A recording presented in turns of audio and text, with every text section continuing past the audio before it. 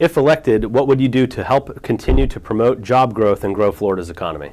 So I think there are a number of things that we need to do to continue to keep Florida on the right economic track. And it really centers on promoting pro-growth business policies.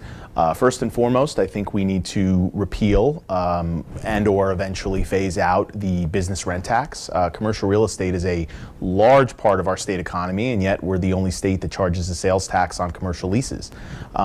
I think it's a drag on the economy, and it needs to end. The second thing I think that we need to do is we need to rewrite our workers' comp statute. It was overturned by the Florida Supreme Court several years ago, and well, we still haven't put a new statute in place, which leaves businesses open to potentially crushing amounts of liability. That's a job killer, and we need to address it. Third, I think we need to address the one-way fee hook in the assignment of benefits statute and end it. At the end of the day, you're going to see a catastrophic spike in property insurance rates if this problem isn't fixed, which if we do continue to grow our economy and attract new workers and new jobs to Florida, when those workers and individuals are looking to find a place to live, they're going to find that their property insurance is through the roof, and it's going to create, again, a drag on our economy. It's going to slow growth. So those are a few of the measures that I support that I think that we should be looking at as a legislature to keep us on the right economic track and continue to grow our state and create jobs here. How would you improve Florida's healthcare situation? So, I think one of the biggest drags on, one of the biggest problems, I should say, with healthcare in our state are some of the litigation costs that are baked into the system. I mean, that really does amount to a hidden tax in our healthcare system. So I think what we need to encourage and promote tort reform measures and fix our medical malpractice system, so doctors aren't being forced to practice medicine, defensively, and to ultimately have to pass those costs on to businesses and to consumers of insurance, in individuals.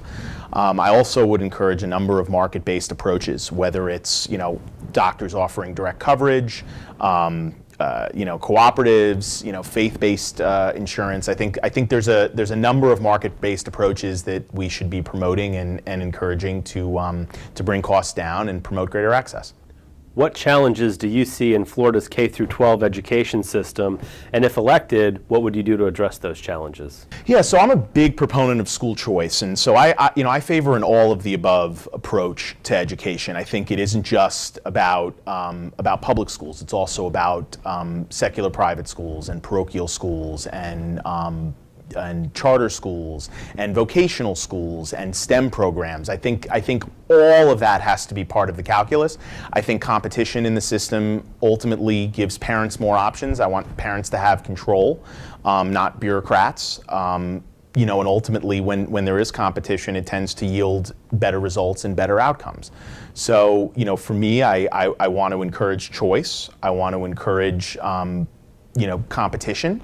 And I think when that happens, everybody wins. Certainly the kids in our system do. The other aspect of education that I think is really important to focus on is that, I want to get the best and the brightest teachers in our classrooms. At the end of the day, education isn't just about educating our youth and personal knowledge and edification, but it's about training the next generation of business and community leaders. And so we need to attract the best and the brightest teachers here, and we need to pay them like the professionals that they are, and and lock in all sorts of merit-based pay incentives. Because at the end of the day, they're the ones that are ultimately bearing the primary responsibility for educating our next generation of leaders, and that is just so critical for our state.